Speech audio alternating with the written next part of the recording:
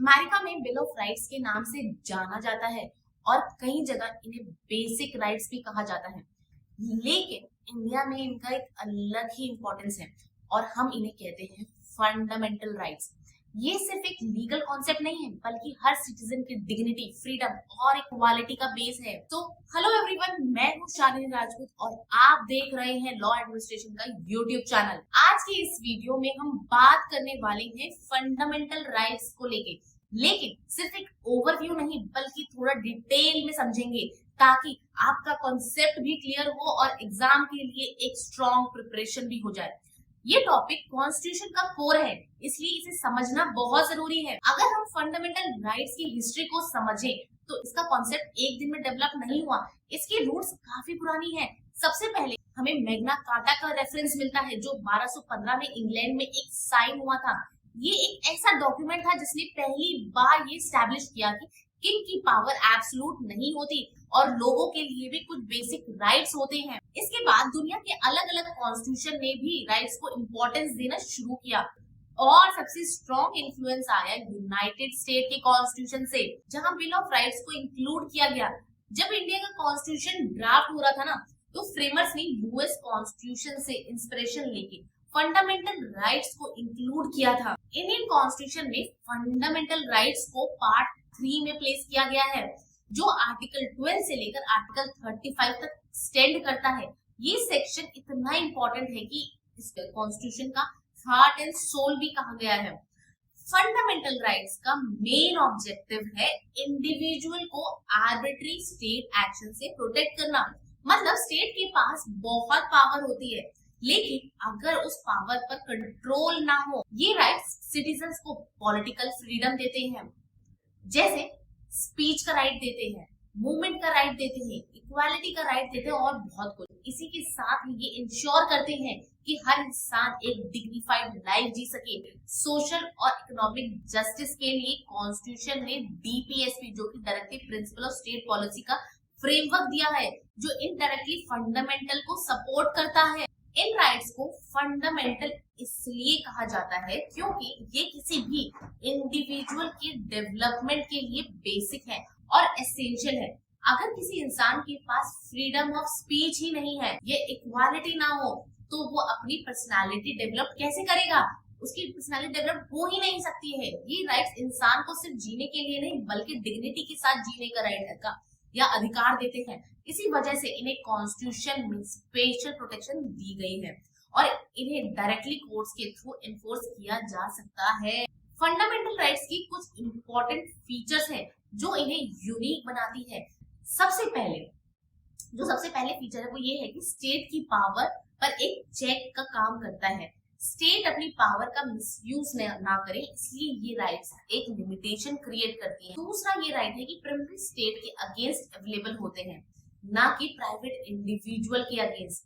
तीसरा, ये एब्सोल्यूट नहीं होते, इन पर रीजनेबल रिस्ट्रिक्शन लगाई जा सकती है, जैसे पब्लिक ऑर्डर, मोरालिटी और सिक्योरिटी के इंटरेस्ट में। एक और इम्पोर्टेंट फीचर है ये है कि इमरजेंसी के टाइम इन राइट्स को सस्पेंड किया जा सकता है, जैसे नेशनल इमरजेंसी के टाइम के दौरान आर्टिकल 19 ऑटोमेटिकली सस्पेंड हो जाता है, लेकिन आर्टिकल 20 एंड 21 राइट्स कभी सस्पेंड नहीं किए जा सकते क्योंकि ये लाइफ और पर्सनल लिबर्टी से रिलेटेड है। ओरिजिनली कॉन्स्टिट्यूशन में 7 फंडामेंटल राइट्स थे, जिनमें राइट टू प्रॉपर्टी भी इंक्लूड था, लेकिन 44 कॉन्स्टिट्यूशनल अमेंडमेंट 1978 के थ्रू इस राइट को फंडामेंटल राइट्स की लिस्ट से हटा दिया गया। अब ये एक कॉन्स्टिट्यूशनल राइट है जो आर्टिकल 300A के अंडर आती है। इसका मतलब ये है कि अब इसे डायरेक्टली फंडामेंटल राइट के रूप में इन्फोर्स नहीं किया जा सकता। अब आते हैं आर्टिकल्स पे। आर्टिकल 12 एक फाउंडेशनल प्रोविजन है क्योंकि ये डिफाइन करता है स्टेट कौन है। इनमें यूनियन, लोकल अथॉरिटीज जैसे पंचायत और म्युनिसिपल बॉडीज और अदर अथॉरिटीज हैं। अदर अथॉरिटीज का स्कोप काफी वाइड है और इसको समझने के लिए हमें केस लॉस का जानना बहुत जरूरी है। कोर्ट्स ने टाइम टू टाइम क्लैरिफाई किया है कि कोई भी बॉडी जो गवर्नमेंट के कंट्रोल में है या पब्लिक फंक्शन परफॉर्म करती है वो स्टेट के एम्बिट में आ सकती है। अब आते हैं कुछ केस लॉस को जो कि अदर अथॉरिटीज के ऊपर है। सबसे पहले है university of Madras versus Shantabai case, जिसमें कहा गया था कि सिर्फ सॉवरेन फंक्शंस वाली बॉडीज ही स्टेट होंगी। लेकिन बाद में राजस्थान इलेक्ट्रिसिटी बोर्ड केस में ये क्लैरिफाई किया कि स्टैट्यूटरी बॉडीज भी स्टेट हो सकती हैं। सुखदेव वर्सेस भगतरम केस में एलआईसी और ओएनजीसी जैसे कॉर्पोरेशंस को स्टेट माना गया है। आरडी शेट्टी केस में ये स्टैब्लिश किया है कि एजेंसी और इंस्ट्रूमेंटलिटीज भी स्टेट हो सकती हैं। और अजय हासिया केस में एक डिटेल टेस्ट दिया गया जिसमें government control, funding, public functions और मोनोपोली जैसे फैक्टर्स कंसीडर किए जा सकते हैं। जुडिशरी का स्टेटस थोड़ा सा कॉम्प्लेक्स है। जब जुडिशरी अपने जुडिशियल फंक्शंस परफॉर्म करती है ना, तब वो स्टेट नहीं मानी जाती। लेकिन जब वही एडमिनिस्ट्रेटिव या नॉन जुडिशियल फंक्शंस परफॉर्म करती है, तब वो स्टेट के एम्बिट में आ सकती है। आर्टिकल 13 कॉन्स्टिट्यूशन की सुप्रीमेसी को स्टैब्लिश करता है।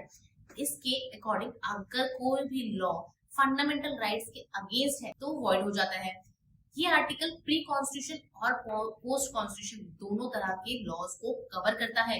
इसी आर्टिकल के थ्रू जुडिशियल रिव्यू का कॉन्सेप्ट डेवलप्ड होता है, जहां कोर्ट्स लॉ की वैलिडिटी को चेक करते हैं। इसी कंटेक्स्ट में दो इंपॉर्टेंट डॉक्ट्रिन समझनी बहुत जरूरी है। पहली है डॉक्ट्रिन ऑफ इक्लिप्स और दूसरी है doctrine of severability. Doctrine of Eclipse के अकॉर्डिंग कोई लॉ कंप्लीटली इनवैलिड नहीं हो सकता, बल्कि टेम्परली इनएक्टिव हो जाता है जब तक उसकी इनकंसिस्टेंसी रिमूव ना हो जाए। और डॉक्ट्रिन ऑफ सेवरेबिलिटी क्या कहता है? वो कहता है कि अगर किसी लॉ का एक पार्ट अनकॉन्स्टिट्यूशनल है तो सिर्फ वही पार्ट वॉइड होगा, पूरा लॉ नहीं। फंडामेंटल राइट्स के अमेंडमेंट को लेकर काफी डिबेट हुई है। इनिशियली कोर्ट्स ने अलाउ किया कि पार्लियामेंट इन्हें अमेंड कर सकती है, लेकिन गोलकनाथ केस में कहा गया कि अमेंडमेंट पॉसिबल नहीं है। फाइनली आता है केशवानंदा भारती केस, जिसमें क्लियर कहा गया कि पार्लियामेंट अमेंडमेंट कर सकती है, लेकिन वो कॉन्स्टिट्यूशन के बेसिक स्ट्रक्चर को डिस्ट्रॉय नहीं कर सकती। ये डॉक्ट्रिन आज भी इंडियन कॉन्स्टिट्यूशन लॉ का बैकबोन है। अब आते हैं आर्टिकल 14, इक्वालिटी का कोर प्रोविजन है। इसमें दो प्रिंसिपल इंक्लूड है, इक्वालिटी बिफोर लॉ और equal protection of law. Equality before law का मतलब है कि सब लोग लॉ के सामने बराबर हैं। इक्वल प्रोटेक्शन का मतलब है कि सिमिलर सिचुएशन में लोगों को सिमिलर ट्रीटमेंट मिलेगा। कोर्ट ने ये भी क्लैरिफाई किया है कि आर्बिट्रेरीनेस इक्वालिटी के अगेंस्ट है। अगर कोई एक्शन अनरीजनेबल या आर्बिट्री है तो वो आर्टिकल 14 का वायलेशन माना जाएगा। तो ये था फंडामेंटल राइट्स का डिटेल्ड एक्सप्लेनेशन टिल आर्टिकल 14। ये सिर्फ एग्जाम के लिए नहीं बल्कि एक अवेयर सिटीजन बनने के लिए भी बहुत जरूरी है।